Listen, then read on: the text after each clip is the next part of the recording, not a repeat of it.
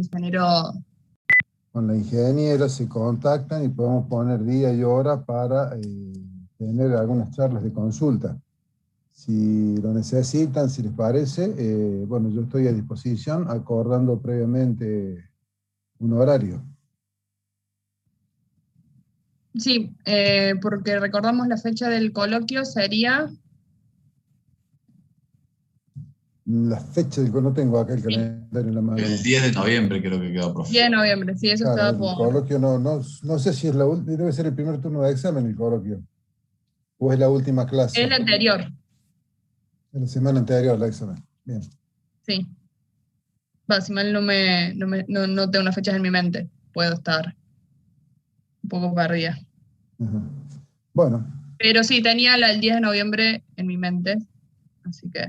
A ver, yo ahora no mismo. a ver, lo veo. Bueno, no, tengo que Abriendo. Después, en todo caso, se lo subimos y para que les quede bien claro. Sí, para que quede claro y también Claro. podemos hacer como el año pasado, que hagan los que quieran rendir el coloquio, llenen un formulario, ya que es opcional. Llenen un formulario si sabemos para organizar los tiempos y demás. Perfecto. Bueno, comenzamos entonces con la última parte de madera. Vamos a comenzar haciendo un pequeño repaso,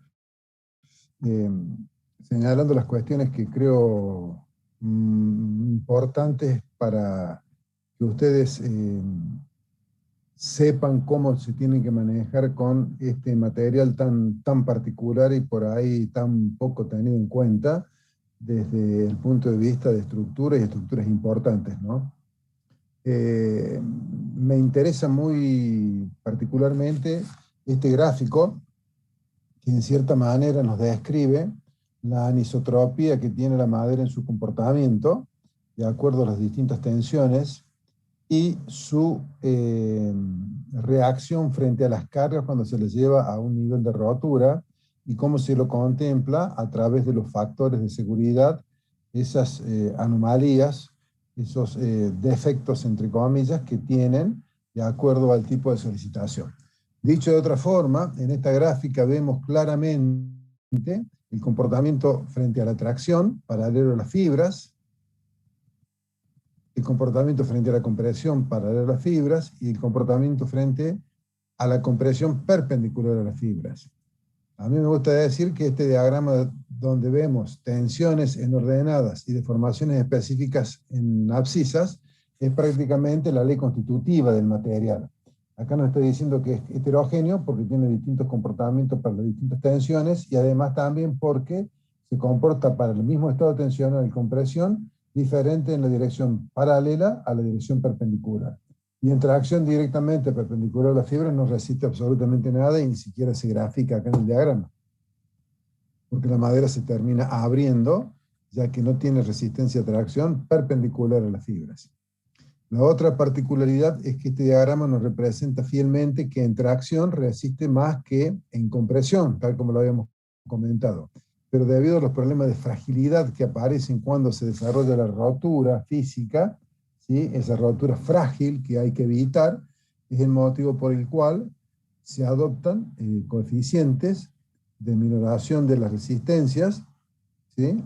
O factores de seguridad, tales que la tensión de trabajo a tracción va a resultar menor que la tensión de trabajo a compresión. Las tensiones admisibles a tracción menores que las tensiones admisibles a compresión. Eso es para alejarnos una mayor magnitud de lo que es la rotura física frágil, sin aviso previo de la madera. ¿Sí? Eso lo vemos reflejado perfectamente en el diagrama de las tensiones admisibles. En este diagrama de tensiones admisibles, vemos, por ejemplo, que para una madera de una cierta calidad, por ejemplo, madera laminada, o sea, la madera laminada en sí ya es una madera seleccionada porque la hemos obtenido a partir de eliminar de las tablillas de madera dura todas las imperfecciones. La calidad 1 es la mejor calidad, ¿sí? Es seleccionada y además hay una segunda selección que hace a que haya una diferencia entre la calidad 2 y la calidad 1. Para esta calidad 1, si nos fijamos, la tensión admisible en tracción que tomamos es de 105 y en compresión es 110. Es más grande la resistencia en compresión que en tracción, hablando de tensiones admisibles. Esto refleja fielmente ese problema que tiene de la rotura frágil en tracción. Así vemos que en este diagrama, o en esta tabla, está perfectamente discriminado las tensiones admisibles a flexión, a tracción, a compresión, compresión transversal, corte longitudinal y corte transversal a las fibras. Es muy importante tener en cuenta el corte, el comportamiento frente al corte, cómo crece el corte transversal con respecto al corte longitudinal, ¿sí? Esto es una diferencia de comportamiento, ¿sí? Una limitación en las tensiones de corte. Acuérdense que por la reciprocidad de tensiones tangenciales, en una madera laminada, lo que va a mandar siempre es el corte, es la tensión de corte que menos soporta la madera, que es el corte longitudinal. Entonces, esto es lo que va a determinar su capacidad portante. Este problema se soluciona en cierta medida con la madera compensada, donde tenemos fibras en las dos direcciones. Entonces, la tensión admisible del corte que vamos a trabajar, o con la cual se va a comportar, va a ser esta tensión mayor, porque siempre vamos a tener un corte transversal. Y de acuerdo al espesor y a la cantidad de láminas que tengamos, va a ser su comportamiento frente a la acción del corte. Siempre se va a comportar mucho mejor la madera la compensada que la madera laminada. Estos conceptos sirven como un pequeño repaso de cuáles son los comportamientos y las tensiones con las cuales nosotros vamos a trabajar en la madera, ¿sí? Acá tenemos en madera compensada, ¿sí? Esos valores, cómo se van mejorando. Incluso acá vemos que la tensión admisible al corte, ¿sí?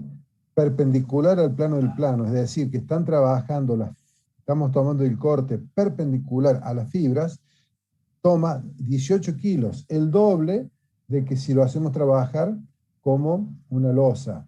Es decir, aprovechamos al máximo la capacidad, se duplica la capacidad frente al corte con respecto al comportamiento si se trabajara como una madera laminada y no como una compensada. Los modos de elasticidad también varían según si son paralelos o perpendiculares a las fibras y según el tipo de madera, ¿sí? Si es madera blanda, fíjense que tomamos 100.000, la madera laminada estructural, paralelo a las fibras, toma un 10% más con respecto a la madera blanda. Es la misma madera, la blanda que la laminada, pero la diferencia es que en la laminada, obviamente hemos mejorado la calidad, por eso aumenta el modo de elasticidad. Y la madera dura tiene un modo de elasticidad aún mayor. Y recuerden también el otro concepto que decíamos que en la madera maciza dura también está afectada por el problema de la rotura frágil y sus tensiones admisibles son iguales o menores aún que la madera laminada estructural. Motivo por el cual yo recomendaba no usar la madera maciza dura, aparte de ser un crimen ecológico natural por utilizar plantas que tienen tantos años, en lugar de usar pinos que tienen un crecimiento mucho más rápido. Además de eso, si tomamos los valores como corresponden, vemos que sus resistencias son menores o iguales que la que tiene la madera maciza. Entonces, no es recomendable para nada usar la madera dura.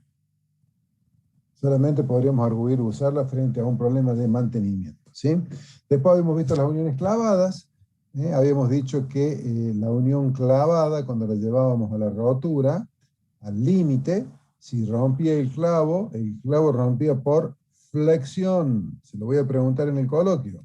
Y la madera rompe por aplastamiento, o agotan su capacidad portante. El clavo por flexión y la madera por aplastamiento. ¿Sí? Bueno, lo lleva a confusión porque seguimos diciendo que trabaja a una sección de corte, ¿sí? La madera está ejecutando o está generando una especie de corte en el clavo, pero no lo llega a cortar porque antes de cortar el clavo se aplasta. Al aplastarse, el clavo se deforma por flexión. Entonces allí viene un poquito a lo mejor la confusión, ¿correcto? Decimos que la sección del clavo está trabajando, y es cierto, al corte. Puede tener una sección o más secciones dependiendo de la cantidad de madera que estamos clavando. Está trabajando al corte, pero el agotamiento de la unión viene por flexión del clavo y aplastamiento de la madera. Eso les tiene que quedar bien claro conceptualmente, ¿correcto? Esas uniones clavadas, decíamos que podían trabajar a una sección de corte, a dos si estamos clavando 3 maderos, bueno, a n-1 de la cantidad de madero que estamos uniendo. Y había un valor que denominamos la penetración S, que era aquella penetración mínima para que esta junta trabajara al 100%. Si esa penetración mínima estaba por debajo de cierto límite, ¿sí? Esta última junta no está trabajando al 100% de la capacidad de clavo, sino a un porcentaje, mientras que las otras juntas sí están trabajando al 100%. ¿Correcto? Es decir que, por ejemplo, para esta unión que estamos clavando 4 maderas, ¿sí? Este clavo superior atraviesa una sección, 2 secciones de corte, 3 secciones de corte. Si la penetración S está por encima del límite que especifica la norma, las 3 secciones trabajan al 100%. Si la sección S está por debajo del límite inferior que especifica la norma, esta sección no trabaja y solamente trabajan 2 secciones de corte.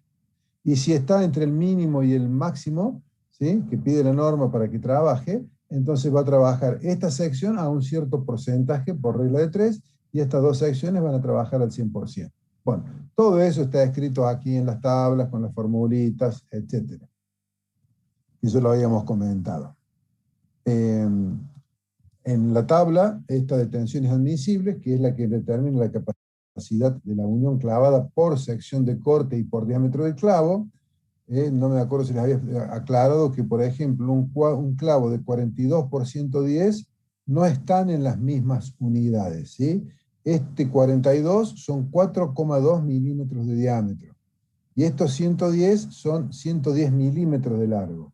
O sea que digamos que el diámetro está en décimas de milímetro y el largo está en milímetros. O sea, es un clavo que tiene 11 centímetros de largo y 4 milímetros de diámetro, 4,2 milímetros de diámetro. La norma nos dice cuál es el espesor que yo puedo clavar con este clavo de madera sin taladro previo. Es decir, maderas que tengan espesores menores de 26 milímetros, las debo taladrar. No las puedo colocar sin taladro previo. ¿Sí? Las maderas por debajo de 26 las tengo que hacer con taladro previo porque si no la madera se va a romper. Las profundidades de penetración mínimas son las que tenemos acá, de acuerdo si es a una sección de corte o más secciones de corte, y la capacidad portante del clavo, que dependía si la madera era madera dura, madera blanda, y si era con taladro o sin taladro previo. ¿Sí? Acá tenemos la capacidad de los clavos con madera dura, siempre va con perforación, porque no podremos poner el clavo en una madera dura, obviamente. Y en las blandas vemos que aumenta la capacidad portante del clavo. Este clavo de 42 por 110 tiene 62 kilos por sección de corte sin taladro previo, y con taladro previo pasa a 77 kilos. Eso significa que prácticamente aumenta un 10% la capacidad del clavo si hacemos un taladro. Y ahí decíamos cuáles son las ventajas y desventajas. Las ventajas del taladro previo es que aumenta la capacidad portante del clavo. Las desventajas es que estoy cortando las fibras. Y si estamos en tracción, eso funciona como un agujero. Es decir que tengo que verificar sección neta. Esas básicamente eran los problemas o las diferencias que tenemos entre uniones clavadas con taladro y sin taladro previo. Aquí en las uniones clavadas cabe exactamente el análisis del desgarramiento que se produciría, que estamos generando si nosotros colocamos todos los clavos en la misma línea. Estamos debilitando a lo largo esta sección, con lo cual al colocar los clavos, por la presión que generan, ya que el diámetro del clavo es más grande que el diámetro del agujero si tuviera taladro previo, podría hacer que esto se abra. Los clavos funcionarían como cuñas. Entonces, en el ideal de que las fibras sean perfectamente paralelas, a los clavos los tenemos que ir colocando en forma desfasada, uno con respecto al otro, para disminuir ese riesgo de que se abra la madera por el efecto cuña, podríamos decir, que generarían los clavos. ¿Sí? Y después tenemos también, como en las uniones abulonadas, las distancias de los clavos referidas al paso entre los mismos, en las distancias máximas y mínimas de ese paso las distancias a borde cargado, las distancias a borde cargado, etc. A partir de la determinación de la cantidad de clavos que yo necesito en esta unión, que va a depender del espesor de la madera y de la fuerza N y de la capacidad del clavo, entonces, si nosotros determinamos cuál es la capacidad del clavo a partir de la tabla, habiendo adoptado un diámetro, dividiendo la fuerza N por esa capacidad de clavo para la cantidad de secciones de corte que tengamos, obtenemos el número de clavos. Ese número de clavos deben entrar en este espesor de la madera respetando las distancias a borde cargado. Si la fuerza va en esa dirección, este borde de la madera horizontal es un borde cargado. Y esta primera fila de clavos tiene que estar como mínimo a 5 veces el diámetro del clavo. Luego tenemos el paso entre clavos y tenemos la distancia a borde descargado. A partir de allí, la distancia a borde cargado para esta madera.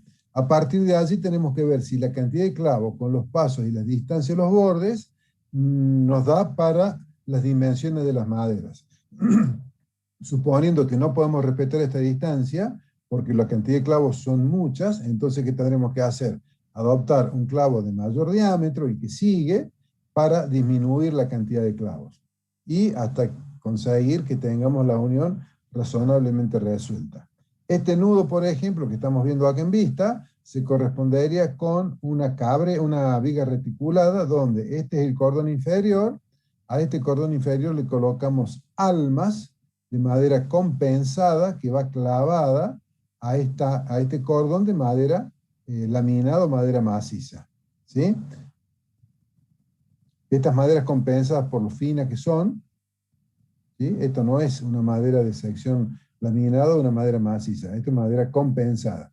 Entonces, esa madera compensada tiene que transmitir esta fuerza, generando una sección reticulada cajón. Bueno, hay mucho para seguir hablando, no los quiero aburrir más de lo que corresponda. Acá tenemos la tabla donde están las distancias entre clavos, en la dirección paralela a la fuerza, sin perforación, con perforación, paso de distancia borde cargado, etc. ¿Sí? De aquí nosotros obtendríamos la geometría de la ubicación de los clavos en la unión que estamos proyectando. La unión con pernos y bulones tienen un trabajo similar al de los clavos, habíamos dicho. Los pasadores fallan por flexión y la madera falla por aplastamiento. Y trabajan las secciones, como decimos, a corte. De nuevo, tenemos que respetar las distancias a bordes cargados, descargados, etcétera, paso entre clavos en las dos direcciones, dirección de la fuerza y dirección paralela a la fuerza, perpendicular a la fuerza, perdón, y son distintos los valores según sean bulones o según sean pernos. Y aquí, con más razón que con los clavos, tenemos que tener muy en cuenta el problema de la sección neta para los elementos traccionados. Los clavos, los bulones, si ustedes se fijan, se colocan alineados. ¿Por qué? Porque van con taladro previo, ¿sí? Y fundamentalmente no ejercen presión sobre la madera porque el diámetro del bulón es más chico que el diámetro del agujero. En cambio, los pernos, que son como si fueran clavos sin cabeza que van a presión, los colocamos desfasados para evitar ese efecto cuña que decíamos hace un rato, no entrar entre medio de las mismas fibras y haga que la madera se abra, porque la madera no tiene resistencia a tracción en la dirección perpendicular a las fibras. Y lo que nosotros estamos generando cuando clavamos la madera es, al ser el diámetro del cabo, y en este caso del perno, más chico que el diámetro del agujero, es una presión que equivale a una tracción abriendo la madera en esa dirección. Cualquier duda, por favor, me interrumpen si no entienden. Bueno, la capacidad portante de los pernos dependía, por un lado, del aplastamiento de la madera. ¿Qué se aplasta? Se aplasta un área rectangular, que es este valor A, que es el espesor de la madera, por el diámetro del clavo. Y esta es la tensión admisible del aplastamiento. Este valor A, como hacíamos en metálica, es el menor espesor del paquete de madera que estoy uniendo, para obtener el N admisible de una dirección o de la otra dirección. Pero el valor máximo del esfuerzo admisible en la unión es A por D cuadrado. O sea, la carga que puede transmitir por aplastamiento tiene que ser menor o igual a este valor determinado por la flexión del pasador. En definitiva, el menor de estos dos valores es el que manda. Esos valores se obtienen a partir de esta tabla, donde vamos a encontrar las tensiones admisibles al aplastamiento, ¿sí? Y los valores A que tienen en cuenta el problema de flexión del pasador. Esto ya sea para bulones o para pernos. Y vamos a entrar ahora sí en lo que no vimos la semana pasada, que es el comportamiento frente a la flexión de las secciones compuestas de madera. Denominamos a una sección compuesta cuando está armada con escuadrillas que se vinculan entre sí con distintos medios de unión. Es decir, por ejemplo, nosotros armamos una sección doble T, por ejemplo, con 3 escuadrillas macizas, 3 secciones macizas de madera, que las vamos a vincular para que trabajen en conjunto mediante encolado, mediante clavos, mediante bulones, mediante pernos, ¿sí? Conectores también. Eso va a hacer que esta sección frente a la flexión se comporte de distintas maneras según el medio de unión. ¿A qué me refiero? A que si, por ejemplo, esa unión fuera encolada, se comportaría como se comporta una sección doble T armada con 3 placas de acero soldadas entre sí. Decimos que la unión encolada no rompe, sino que rompe la madera en el entorno de la unión encolada. En ese caso, esto se comportaría como una sección simple. Pero, si la vinculación la hacemos mediante uniones clavadas, por ejemplo, que es lo más simple de ver, de percibir, si la unión es clavada, cuando se deforma la sección, vamos a encontrarnos con que las fibras que están acá en la zona de contacto entre el ala y el alma, las fibras del ala, ¿sí?, se van a deformar un poco menos que las fibras del alma por la flexibilidad de la unión. Si nosotros graficáramos el diagrama de deformaciones específicas que nos representa a partir de la vertical, que es la posición inicial de la sección, cuando se flexa por el momento que la solicita, al girar la sección, las deformaciones de una sección simple es una línea, un segmento, la sección pasa de esta posición, gira un ángulo θ y pasa a la posición rotada. Pero en esta situación donde esta unión no es infinitamente rígida, decimos que la fibra del alma va a tener una deformación epsilon S, donde S significa el alma, ¿sí? Y la fibra del ala que está en contacto con el alma se va a deformar un poquito menos porque no se transmite perfectamente, la tensión de corte por la deformación de aplastamiento de la madera, la deformación del clavo, que es muy pequeña, pero que la suma incide, entonces hace que esa fibra inferior del ala se deforme un poquito menos. ¿Esto qué trae como resultado? Que el diagrama de tensiones sabemos que es igual al de deformaciones específicas, cambiado de escala a través del módulo elasticidad. Es decir, que si yo al epsilon 1, la deformación específica en la fibra del borde del ala, la multiplico por el módulo elasticidad longitudinal, voy a obtener el sigma 1, ¿sí?, que es el mismo valor que obtengo a partir de la expresión de Navier. Si a la deformación que tengo en la fibra superior del alma, epsilon S, lo multiplico por el módulo de elasticidad, obtengo sigma S, que es este valor que estoy marcando acá, ¿sí?, que es más grande que el valor que tengo, ¿sí?, en la tensión de la fibra inferior del ala, que es esta magnitud que está aquí. ¿Cuánto va a valer esa tensión? Si conociéramos nosotros las magnitudes de la deformación específica, sería la deformación específica, esta de la entalladura, que es de la fibra inferior del ala, multiplicado por el módulo de elasticidad, nos va a dar esta tensión, acá en el cuello del ala, que es menor que sigma 1 y que es menor que sigma S. Y la otra tensión característica es la tensión en el eje de gravedad del cordón traccionado. La norma nos va a pedir que nosotros verifiquemos sigma 1, la tensión en el borde del ala comprimida, sigma S, la tensión en el borde del alma comprimida, y sigma 0,1, que es la tensión en el cordón, en el eje de gravedad del cordón traccionado o del ala traccionada. Son los tres parámetros que nosotros, las tres tensiones que debemos verificar, que son distintas entre ellas, pero no sé cuál es la más grande. Según la expresión que nosotros tenemos de flexión para calcular la tensión normal debido a un momento flector, esa tensión era directamente proporcional al momento, inversamente proporcional al momento de inercia y directamente proporcional a la distancia de la fibra más alejada. ¿Correcto? Este momento de inercia tiene un símbolo W. ¿Qué significa? Le vamos a llamar el momento de inercia efectivo de la sección, el que efectivamente tiene la sección. ¿Está bien?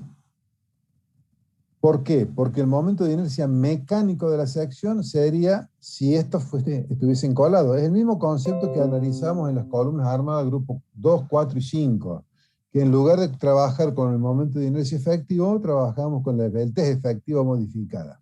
Acá, ¿qué hacemos? Corregimos este momento de inercia mecánico y obtenemos este momento de inercia efectivo, ¿sí? Ese JS no tendría que estar allí, porque el momento de inercia dividido la altura sobre 2 es el módulo resistente. De esta forma, nosotros ¿qué estamos obteniendo? El momento flector que actúa en la sección, dividido el momento de inercia efectivo, por HS sobre 2, que es HS, HS es la altura del alma, dividido 2 es la tensión acá, en el borde del alma. Esto es sigma S. ¿Sí? Es este valor, que si nosotros conociéramos epsilon S, sería igual a epsilon S multiplicado por el módulo de elasticidad. ¿Está bien?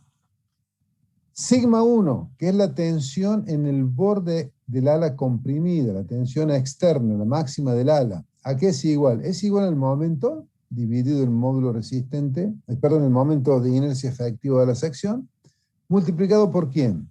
Normalmente, para una sección simple, sería por la distancia que hay desde el eje de gravedad del alma, hasta el borde del ala. ¿Esa distancia cuánto vale? Vale HS sobre 2 más H1. Ahora, si denominamos A1 a la distancia que hay del centro de gravedad de la sección al centro de gravedad del ala, esta distancia va a ser A1 más H1 sobre 2. Esa sería la distancia que nosotros deberíamos tomar si fuera una sección simple. Pero como esta sección tiene un problema de flexibilidad acá en la unión, entonces vamos a afectar por un factor gamma al valor A1, ¿sí? Gamma es un factor que tiene en cuenta la flexibilidad de la unión. ¿A quién afecta el gamma como regla mnemotécnica? A la distancia que la comprende a la unión flexible, es decir, A1, que abarca la zona donde está la unión flexible, va afectado por gamma. Y a esto le sumamos la mitad del espesor del ala. Es decir, tengo la distancia A1 más H1 sobre 2, es la mitad de la altura de la viga. Y afectamos por gamma al término A1 para tener en cuenta la flexibilidad de la unión. F1 sobre F1 neto y J1 sobre J1 neto son áreas y momentos de inercia del ala bruta, y si es el ala traccionada, sería el término correspondiente a la sección neta. Ya vamos a ver cómo calculamos el J efectivo y calculamos el factor gamma. Y la tensión en el eje de gravedad de la traccionada, que va a ser el momento sobre el momento de inercia, multiplicado por la distancia que hay, que vale A1, afectada por este factor gamma. Estas tres expresiones son válidas para las distintas formas en que podemos llegar a armar esta sección compuesta. Esta es la sección compuesta con el alma que queda por debajo y por encima, es decir, por dentro de las alas, con los correspondientes diagramas. Aquí tenemos una sección doble T, pero donde el alma es pasante y llega hasta el borde del ala. Esta sección se comporta de una forma parecida pero distinta a esta. Conceptualmente el funcionamiento es el mismo, pero desde el punto de vista tensional vamos a ver que si la otra se comporta mejor. Estos diagramas de tensiones que nosotros vemos acá en un plano, ¿sí? Es haciendo un corte que contenga al alma. Ahora, si yo hiciese un corte que contuviera solamente al ala y por fuera del alma, toda esta parte central no estaría y nos quedarían los dos diagramas de tensiones del ala. Es decir, integrando toda esta área en esta superficie del diagrama, obtendríamos el volumen del diagrama de tensiones. ¿Está bien? Si yo hago ese mismo análisis para esta sección, ¿qué va a pasar? El ala tiene este diagrama de tensiones donde ustedes pueden ver que sigma S es la tensión acá en el borde del ala. Ahora va a resultar que esa tensión en el borde del alma, que coincide con la distancia en el borde del ala, ese valor sigma S va a ser más grande que la tensión sigma 1 que tiene el borde del ala, que está a la misma distancia. ¿Por qué? Por el retardo que tenemos debido a la flexibilidad de la unión entre el cordón del ala y el alma de la viga. Esa flexibilidad de la unión hace que aquí aparezca el factor gamma. Siguen siendo, para el cálculo de sigma S, sigma 1 y sigma 0,1, válidas las mismas fórmulas que vimos recién. Es decir, estas fórmulas siguen siendo válidas para calcular sigma S, sigma 1 en esta forma seccional. Y para saber si ustedes me han entendido lo que yo les he explicado, ahora hago un análisis conceptual y voy a explicar por qué esta sección, con esta parte de la sección que acá pertenece al ala, y acá esta parte, perdón, repito, esta parte de la sección, esta parte de área de la sección, ¿sí?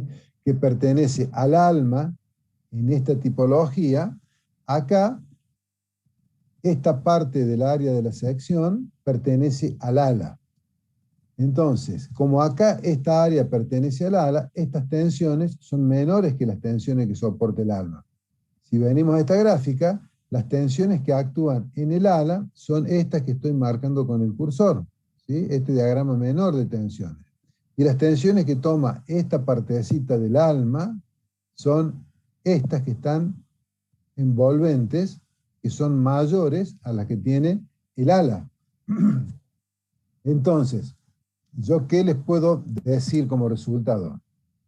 Que el delta sigma que tengo entre sigma S y sigma 1 acá en esta fibra, y que va a ser el mismo delta sigma que tengo para cada una de todas las fibras, porque esto se mantiene paralelo, este delta sigma, multiplicado por esta área, me va a dar una fuerza que va a estar aquí en el centro de gravedad de este área, del ala, digamos, del alma que se superpone con el ala, que por el brazo de palanca, 2A1, me da un delta M, que es el delta M que va a tomar esta sección más que esta otra, simplemente porque aquí, a esta superficie, coincidente con la de la otra sección, estamos trabajando a una tensión menor.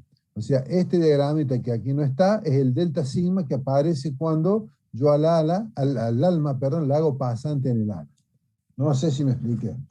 Pero, resumiendo, esta sección va a tomar, o va a tener capacidad para tomar un momento más grande que esta. Esa diferencia entre el momento de aquella sección y el delta es delta M. Y es igual al producto de las tensiones, la diferencia de tensiones delta sigma entre sigma S y sigma 1 multiplicado por este área y por este brazo de palanca 2 veces A1. Ese es el delta M que toma adicional o que resiste adicional esta sección con respecto a la anterior, perdón, si las dimensiones geométricas son todas las mismas. ¿Está claro? Sí, profe, quedó claro. Ahí con los gráficos es más fácil de hacer cuenta. ¿Qué son esos parámetros que yo les decía? Momento de inercia efectivo, gamma, etc. Bueno, gamma, decimos que es un factor que es igual a 1 sobre 1 más K.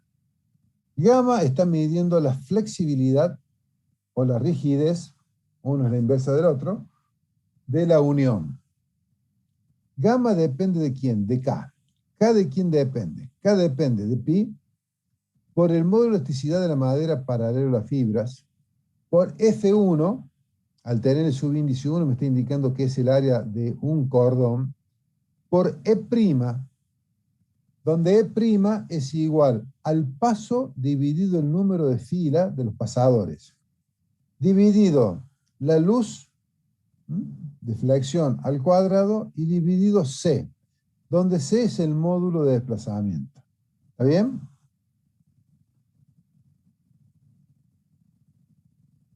Vamos a ver qué es C. C está expresado en kilogramos sobre centímetros, esto es centímetros cúbicos. ¿Por qué es por centímetro cúbico? Porque C es la tensión de corte que yo necesito en kilos por centímetro cuadrado para generar un desplazamiento unitario de la sección. ¿Sí? Ese es el factor C, módulo de desplazamiento. Ese módulo de desplazamiento, si nos venimos acá a la última fila, ¿qué me dice? Que cuando la unión es encolada, el factor C, que es la rigidez de la unión, es infinito. Para ir entrando en tema, si yo vengo a esta expresión de K, cualquiera sean todos estos valores, si C es infinito, si la unión es encolada, si C es infinito, cualquier valor dividido en infinito, ¿cuánto me da? 0. Si K es 0, vengo a esta expresión, ¿cuánto vale gamma? Gamma vale 1.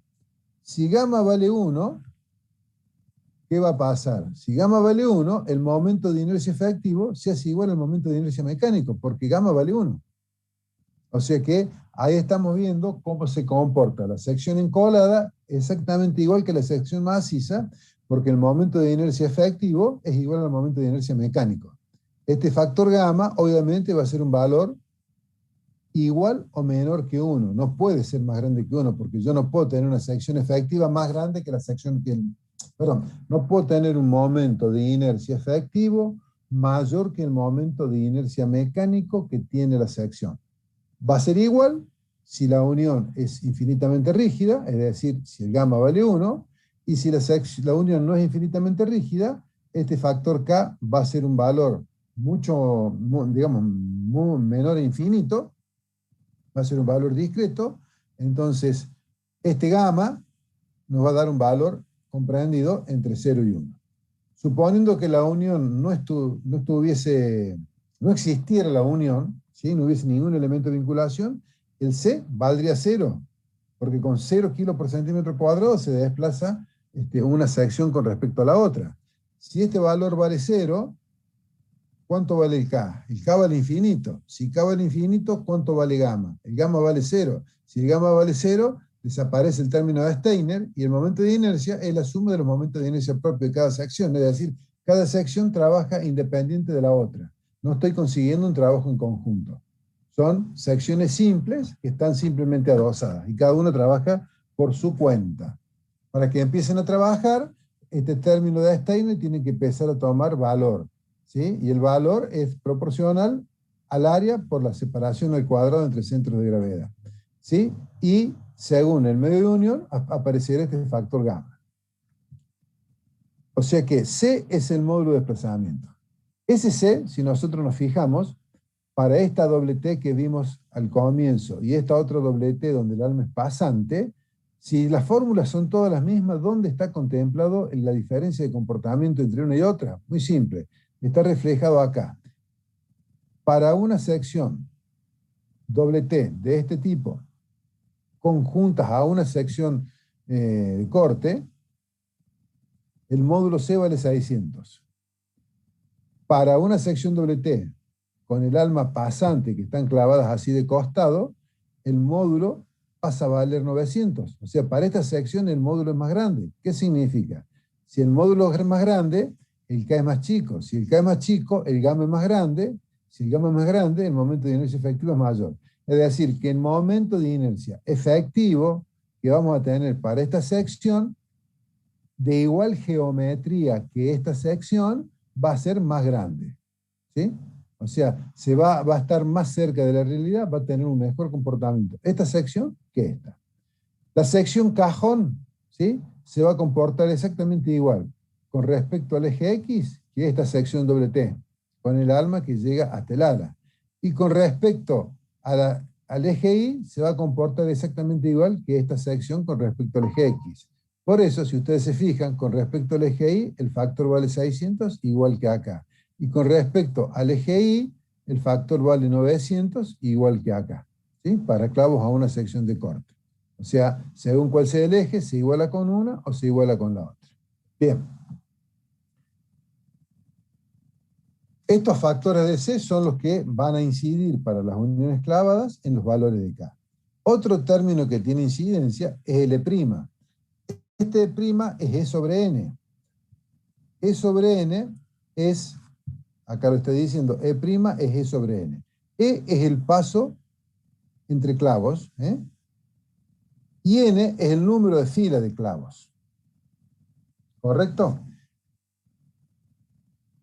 ¿Cómo funciona este valor de E'? ¿Qué nos conviene? ¿Que sea grande o que sea chico? Arrancamos de nuevo por acá. Para que este gamma sea lo más grande posible, el K tiene que ser lo más chico posible. Para que el K sea lo más chico posible, el C tiene que ser lo más grande. Y el E' tiene que ser lo más chico posible.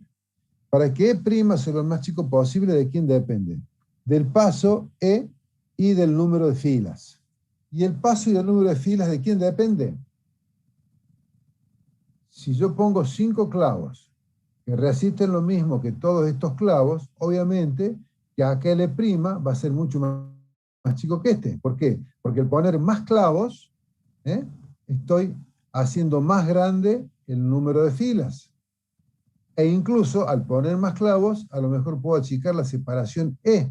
O sea que estoy haciendo más chico el E'. Es decir, que muchos clavos, como habíamos visto antes, trabajan mejor que pocos clavos grandes. Muchos clavos finos trabajan mejor que muchos clavos gruesos.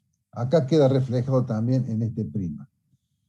El otro tema importante es no confundir. F1 es el área, y acá nos dice, F1 es el área del ala.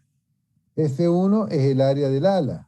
F1 acá me pone, y este es el problema de confusión. F1 puedo tomar un cordón o puedo tomar 2 cordones, pero el F1 va asociado con el E'. Entonces, ¿yo qué digo como regla para no confundirme? Digo que F1 es el área, ¿sí?, del ala que estoy uniendo con E y con N. Es decir que el área que yo estoy clavando con N clavos y N filas, esa es el área que yo tengo que tomar para F1. No puedo, por ejemplo, lo digo de esta manera, no puedo tomar los 4 cordones como F1 y considerar solamente las filas y los clavos que están clavando un cordón. O no puedo tomar 2 cordones como área y tomar solamente los clavos que están clavando un cordón. No. Si tomo los 2 cordones, tomo el doble de número de filas y el doble de número de clavos. Si tomo un solo cordón, tomo el número de filas y el número de clavos que clavan un cordón. De tal forma que yo lo tome como lo tome. Si tomo un cordón, tomo una cantidad de filas. Si tomo 2 cordones, tomo el doble de cantidad de filas. Es decir, el producto F1 por E' me va a dar siempre lo mismo. Si yo tomo un cordón, 2 cordones o 4 cordones, si mantengo ese concepto, ese producto me va a dar siempre lo mismo. ¿Está claro? Espero no haberles hecho mucho lío. Entonces, este factor K, ¿qué me está diciendo? Que necesito ver qué sección es la que tiene el mayor módulo de desplazamiento, esa es la que me conviene, y el E' me está diciendo que desde el punto de vista de la unión con pasadores, me conviene colocar la mayor cantidad posible para tener el menor paso con el mayor número de filas. Entonces, con ese diseño determino K, obtengo gamma, venimos aquí y obtenemos cuánto vale el momento de inercia efectivo. Con este momento de inercia efectivo y con este gamma, vamos a las fórmulas que vimos al comienzo, que son las que nos permiten calcular cuánto valen las tensiones normales, ¿sí?, tanto en la fibra más comprimida del ala, tanto en la fibra más comprimida del alma, como en el eje del cordón traccionado. ¿Correcto? No sé si tienen preguntas. Lourdes creo que está desconectada porque se había quedado sin luz. Así que si tienen preguntas, por favor, encienden el micrófono y me la hacen.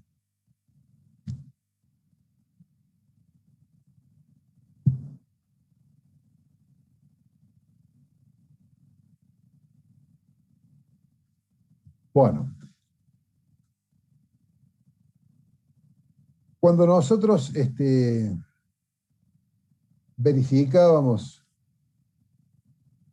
no sé si ustedes recuerdan, en refuerzos de vigas metálicas, para dimensionar los medios de unión, los pasadores, y saber qué esfuerzo teníamos que transmitir, calculábamos cuánto valía la tensión máxima acá en el cuello, ¿sí? A partir de conocer cuánto es la tensión de corte que actúa en un centímetro, en un centímetro de ala, ¿sí? En un centímetro cuadrado de superficie acá entre ala y alma, ¿cómo lo obteníamos? Esa fuerza en un centímetro la multiplicamos por el ancho y nos daba el TW. TW es la fuerza de corte que hay por centímetro de largo, ¿eh? Centímetro de largo de la unión a la alma. Eso es el TW. Si nosotros reemplazamos, podemos obtener cuánto es el TW máximo que podemos transmitir a partir del corte, de la penetración y del factor gamma de acuerdo al tipo de sección que estamos utilizando. En esta perspectiva, viene bien esto que nos sirve, más que para madera, nos sirve para metálicas. Si nosotros sacamos el ala, vemos que acá en un centímetro cuadrado hay un tau, que lo calculamos por Jurasky, ¿sí? En definitiva, nos vamos a hacer independiente de Jurasky cuando a este tau nosotros nos multiplicamos por el ancho B y nos da la fuerza esta TW por unidad de longitud. Es decir, es la tensión de corte que actúa en un centímetro de longitud por el espesor del ala, nos da cuánto vale esa fuerza de corte por centímetro de largo. ¿Sí? Lo podemos calcular perfectamente. Y a partir de esa expresión, en función de la zona de influencia, es decir, el paso que tengo entre clavos, que es E, ¿qué me va a definir? Que la mitad de esta zona de influencia, todo este corte, va a venir a este clavo. Y la mitad de esta zona de influencia también. Es decir, que si nosotros multiplicamos el TW por el paso, nos va a dar la fuerza que tiene que tomar un clavo. TW por el paso nos da la fuerza que tiene que tomar el clavo, ¿sí? Ese clavo, en función de la capacidad que tiene y de la fuerza que tenemos que transmitir, vamos a obtener cuánto es el número de clavos que tenemos que poner. O bien el paso, o bien la fila. O sea, de acuerdo a cuál sea el elemento que nosotros vamos fijando, podemos a partir de allí ir despejando la cantidad de clavos que van en esa unión, ¿sí? Nosotros aquí habíamos hablado anteriormente del paso y del número de filas, pero ¿de dónde sale el paso y el número de filas? Sale del dimensionado de los clavos. Nosotros habíamos dicho cómo determinamos la capacidad de un clavo. Perfecto, tengo la capacidad que resiste un clavo, ¿sí? Tengo el esfuerzo que está solicitando el clavo. O sea, a partir de ahí obtengo el número de filas. Esta es la fuerza, ¿sí?, por centímetro, que multiplicado por la separación entre clavos me da la fuerza que tiene que tomar un clavo, ¿sí? Esa fuerza que tiene que tomar un clavo lo comparo con el esfuerzo que puede soportar el clavo y a partir de allí determino el número de filas. O bien, si adopto el número de filas, obtengo cuál es el esfuerzo que tiene que tomar el clavo y apoyo a la tabla y saco la dimensión. En definitiva, tenemos un par de incógnitas, fijamos una y despejamos la otra. Pero estas son las expresiones de la resistencia de materiales que nos permiten resolver este problema, que es el flujo de corte para un pasador, ¿sí?, o para una soldadura discreta, que es lo que vimos en la parte de metálicas cuando estudiamos platabanda de refuerzo. Con estos jóvenes completaríamos lo que es la parte de maderas y por ende completamos las clases teóricas de lo que tenemos dentro del programa del curso. No sé si tienen alguna pregunta, pero habríamos terminado el año lectivo en lo que hace la parte teórica. Faltaría la parte práctica, las evaluaciones parciales, luego el coloquio y ahí la aprobación definitiva de la materia. Si tienen alguna pregunta sobre la clase, me pueden consultar. Si no, damos por terminada la clase. Si tienen alguna otra pregunta sobre otros temas, también me pueden preguntar. Acá estoy a disposición. Y si no, bueno, los libero los libero y nos estaremos viendo en consulta o en los coloquios. Profe, ¿podría Sí. explicar la modalidad del coloquio? La modalidad de coloquio es muy simple. Para el coloquio, tanto presencial como aquí por Zoom, ustedes eligen de 20 números, eligen uno. Yo previamente preparo, porque no me gusta a mí elegir los temas, preparo 20 temarios con 2 temas cada uno. Y bueno, es al azar esos 2 temas que le tocan. Eligen uno, lo desarrollan para empezar y después vemos el otro. En cómo es el desarrollo, muy simple. Ustedes tienen que exponer, explicar el tema que les toca. Y en la medida en que van exponiendo, a lo mejor yo seguramente les voy a ir haciendo algunas preguntas para ir orientando un poco la exposición, para ver si lo entienden, si lo dominan, si lo saben, si lo estudiaron. Y bueno, es una charla sobre un determinado tema.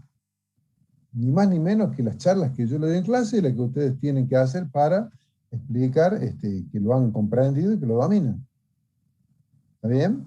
No cometan el error, porque hay muchos que dicen, no, voy a exponer primero el tema que estoy más flojo, total el profe que estoy flojo no me va a correr, no me va a aplazar, me va a pasar al segundo y en el segundo ahí cierro dando un muy buen tema. No, yo si un tema no lo saben, hasta luego compañeros, o sea, un tema equivale al 50% de la materia. Si no saben el 50% de la materia, no están en condiciones de aprobarla. Entonces, es fundamental, aparte, es una materia que se presta para que cualquier tema que les toque, yo les puedo hacer preguntas de todos los temas. O sea, si quiero, a partir de flexión, de comprensión, de la tracción misma, lo puedo pasar por toda la materia. No lo hago, no tengo necesidad de hacerlo, pero es importante que ustedes estudien todos los temas, Por ahí hay algunos que vienen, profe, no, ese tema no lo estudié. Me dan ganas de... ¿Cómo pueden venir a rendir una materia de 6º año de aplicación sin estudiar todos los temas? O sea, le están robando a la facultad, le están robando a sus clientes, es una falta de ética total.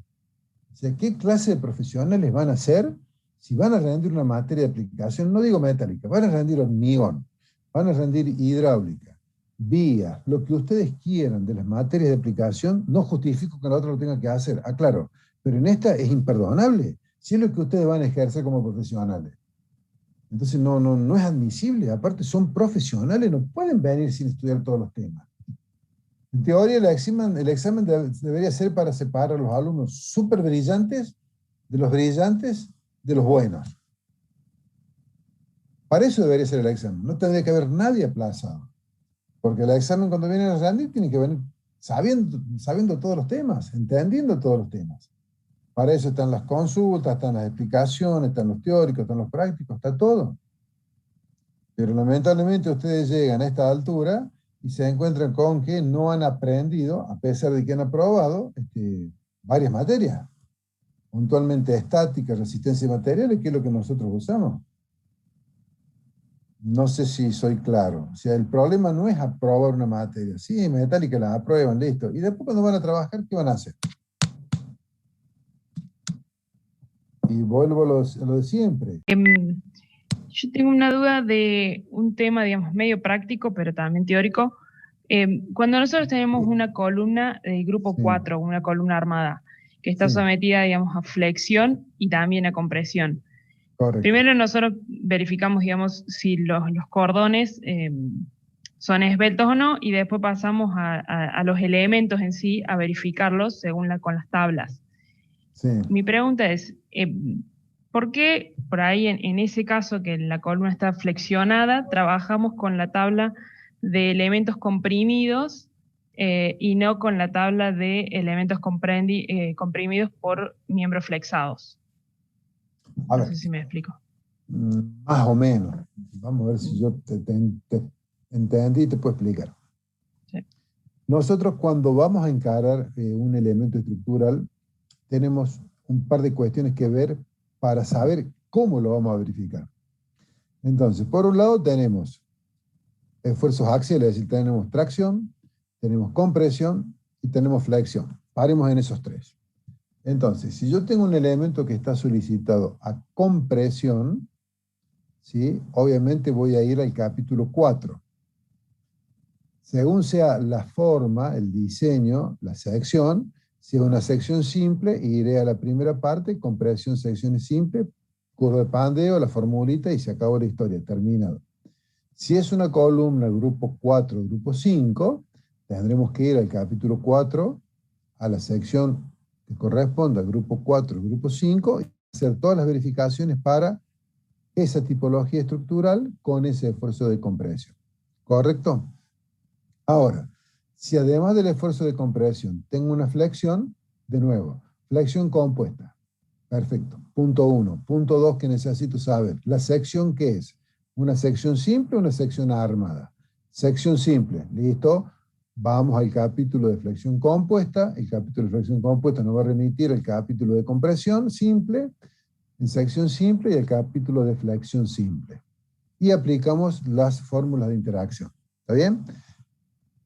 Ahora, si yo tengo la flexión compuesta en una sección con piezas distanciadas vinculadas con diagonales o con travesaños, ya sea grupo 4 o grupo 5, iremos al capítulo 4 y ahí verificaremos según nos dice la norma.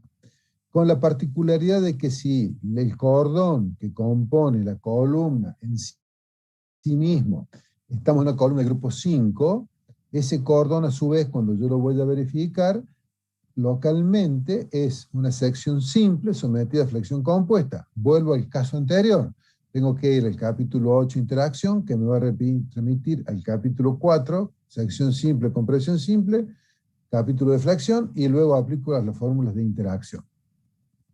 Pero, cuando estamos en el capítulo 4, o tenemos barras armadas a flexión compuesta, la particularidad que aparece cuando aparece la flexión es que tenemos que tener en cuenta esa esos dos apartados que yo le decía, que estaban después de la fórmula del momento de segundo orden, cuando aparece la flexión, que se suma el momento de primer orden, ¿sí? Que hay que verificar el cordón que está con la compresión debido al esfuerzo normal, más la compresión debido a la flexión, que hay que verificarlo localmente alrededor del eje propio paralelo al material y alrededor del eje propio paralelo al eje libre y fuera del plano con la longitud completa de pandeo del cordón alrededor del eje propio paralelo al eje material. ¿Está bien? No sé si fui claro, no sé si a eso apuntado tu pregunta, si con todo lo que dije te pude responder. Si no, me decís de nuevo y le volvemos a dar vuelta. Sí, más o menos, o sea, sí entiendo eso.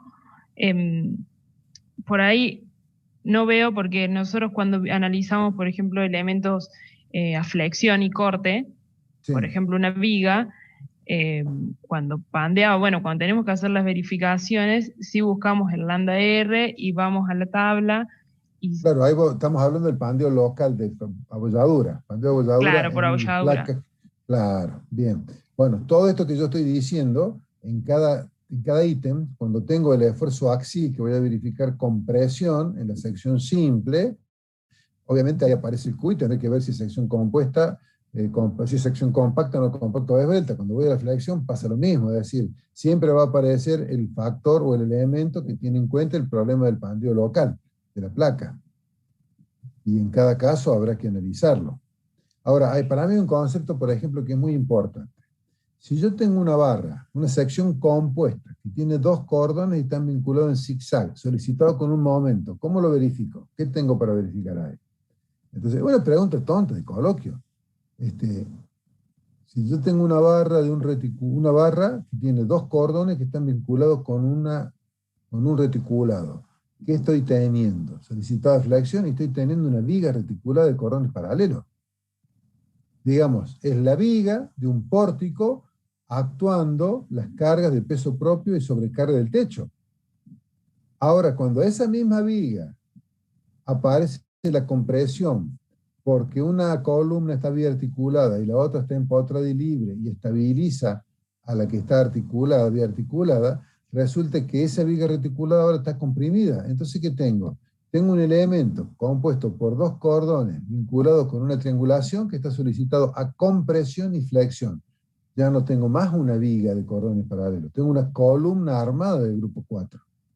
O sea, el mismo elemento trabajando a flexión es una viga, y trabajando a flexión compuesta es una columna del grupo 4. ¿Está claro?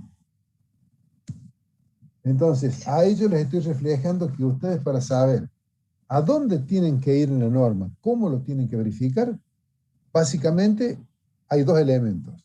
La sección, o el elemento estructural, cómo está armado, sección simple, sección compuesta armada, qué clase de vinculaciones tiene, por un lado. Por otro lado, a qué esfuerzo. Momento, en una viga reticulada, momento, en una viga de sección simple. Si aparte del momento o sin el momento hay un esfuerzo axil, pasamos a tener una columna. Y si hay un esfuerzo axil y flexión, voy a tener una columna de sección simple o una columna del grupo 4, del grupo 5, según cómo esté vinculado. Pero con esos dos elementos, la morfología del elemento estructural y el tipo de solicitación que tiene, es donde a mí me va a definir qué verificación voy a hacer. Obviamente, dentro de todas esas verificaciones tendremos que ver que está implícito en el factor Q los problemas de la sección en cuanto a si es compacta, no es compacta o esbelta. Que va a aparecer tanto en compresión como en flexión en los elementos que estén solicitados con tensiones normales de compresión debido a la flexión y debido al corte. No sé si es muy difícil explicar y preguntar sin tener un dibujo. No sé si querés hacer un dibujo, te pongo como presentadora y lo vemos. No, si no, está bien. Si no, te invito a consulta y lo vemos en consulta, que ahí lo vamos a hacer por Zoom, y lo vamos a hacer viendo dibujos, viendo cosas. Bueno, sí, sí. Dale, sí. Bueno. Listo. No sé si tienen más preguntas. Ya que estábamos hablando de columna, si una columna está sometida a compresión por peso propio y sobrecarga, y además tracción por un viento de cubierta, en la combinación de carga, ¿hay que tener en cuenta la tracción o es más desfavorable para la columna tener en cuenta solo las compresiones y la tracción? ¿No? Tenemos que hacer todas las combinaciones posibles. O sea, yo no te puedo dar la respuesta, lo que te tengo que decir es lo siguiente: hay que hacer todas las combinaciones. Peso propio y sobrecarga. Peso propio, sobrecarga y viento. Y así obtener el universo de combinaciones que se pueden plantear. ¿Y vos con qué te vas a encontrar?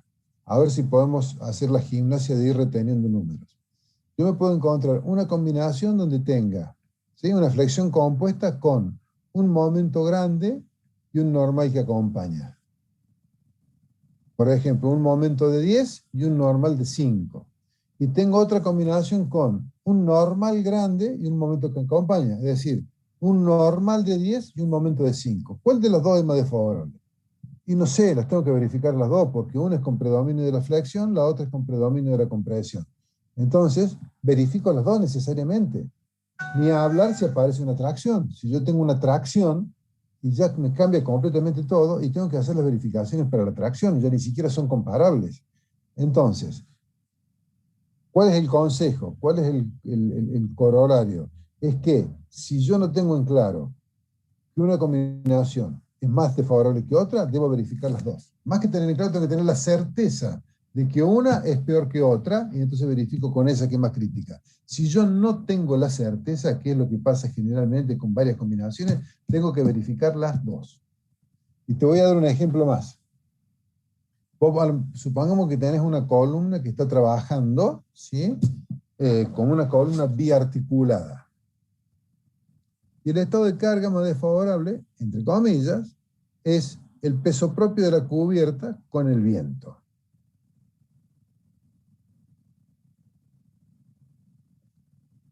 Y el viento en el techo, por ejemplo, me da tracción.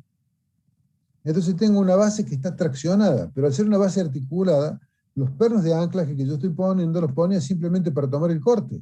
Pero ahora resulta que los pernos de anclaje por esa tracción, además de corte, tienen que tomar tracción, que es completamente distinto a la combinación de peso propio y sobrecarga. Si yo tengo peso propio y sobrecarga, lo que voy a tener es una compresión. No sé si me explico. Que es un estado completamente distinto al de tracción. Entonces la tracción es muy distinta a la compresión porque aparece la sección neta, la sección neta efectiva, el bloque de corte, etc. Rotura por fluencia en el tramo o en la sección bruta, rotura, digamos, verificación de tensiones de rotura en la sección neta. Es decir, son completamente distintas. Entonces, a lo mejor si yo tengo como resultante una tracción de 10 y tengo una compresión de 50, y puede ser que el problema me lo traiga la tracción de 10, ¿sí? Por la sección neta. Digo números así al azar, aleatorios, pero lo que quiero significar, si no tengo la certeza y tengo que hacer todas las verificaciones. Y como les había dicho cuando vimos el capítulo de flexión compuesta, hacer las verificaciones es muy simple, porque las resistencias se determinan para las flexiones compuestas, los valores de resistencia y diseño son los mismos. Lo que van a cambiar son los valores relativos de los esfuerzos de compresión y flexión en la fórmula de interacción. Es decir, es muy simple la verificación. La parte compleja prácticamente no cambia, que es determinar la resistencia de diseño a compresión y a flexión para el elemento que estoy analizando. Luego, en la interacción que voy a hacer en el numerador, voy a ir colocando los valores de normal y de momento que corresponden a cada una de esas combinaciones que tengo posibilidad de que sean las más críticas. No sé si me explico. Resulta muy simple. Profe. Y otra duda. Parece difícil, pero es fácil. Es muy simple el trabajo. Sí, decime. Y otra duda. El viento en cubierta hacia arriba, si la nave no es abierta, sí. ¿existe? Claro. Es muy simple. Es como una succión, digamos. Claro, o sea, puede ser succión, puede ser presión, depende del lugar, el tamaño. Es más, en la misma cubierta, depende del tamaño, puede ser que haya parte que esté succionada y parte que esté presionada. ¿Sí? En la vieja norma decía que cuando el viento tenía una pendiente, no recuerdo, de 17, 22 grados, la presión era 0. Y si vos ponías una hoja con esa pendiente y prendías un ventilador, la hoja se volaba, o sea que la presión no era 0. Lo que debe ser es que la presión era tan baja que se la consideraba prácticamente igual a 0. No sé si me explico. Pero, a ver, va a depender de las dimensiones, de la ubicación, de las pendientes, y ahí van a surgir si son presiones o succiones las que genera el viento en la techo. Por lo general son succiones, las presiones por lo general no traen mayores problemas. No traen mayores problemas en algunos elementos de la cubierta, ¿no? Las presiones después sí traen problemas en otros elementos de la cubierta. Perfecto, gracias, profe. A ver, ustedes tienen que estar abiertos a las distintas posibilidades y como recomendación verificar todo. No dejen nada sin verificar. No simplifiquen nada. Cuando tengan muchísima experiencia, ahí van a empezar a simplificar algunas cositas. Si no, caso contrario, no simplifiquen nada, hagan las verificaciones que son un ratito más de trabajo y los va a dejar seguros, para que no cometan errores. Son muy complicados los errores, muy complicados. Las estructuras también, como siempre les digo, son coherentes. Las estructuras nos avisan, porque por ahí cuando arrancamos no nos damos cuenta de los errores. Pero, como alguna vez les dije, si ustedes utilizan un programa de cálculo y el programa le dice que tienen que hacer una columna que ustedes predimensionaron de 15 por 15 y le tienen que meter 6 barras del 20 adentro, significa que hay un error de diseño. El programa no distingue errores de diseño. Ustedes lo tienen que distinguir. Entonces ahí que están viendo que esa estructura, esa columna, no es coherente, no hay relación. Entre 15 por 15 de hormigón y 6 barras del 20, no hay ninguna relación. O sea, las cuantías, incluso el reglamento nos dice cuáles son las cuantías mínimas y las cuantías máximas de una sección. Ahí tenemos una cuantía que está tremendamente por encima del máximo. Pero me tengo que dar cuenta yo cuando estoy haciendo el diseño y obtengo ese resultado. O sea, si no vi que la columna era muy chica de 15 por 15, el resultado me está avisando.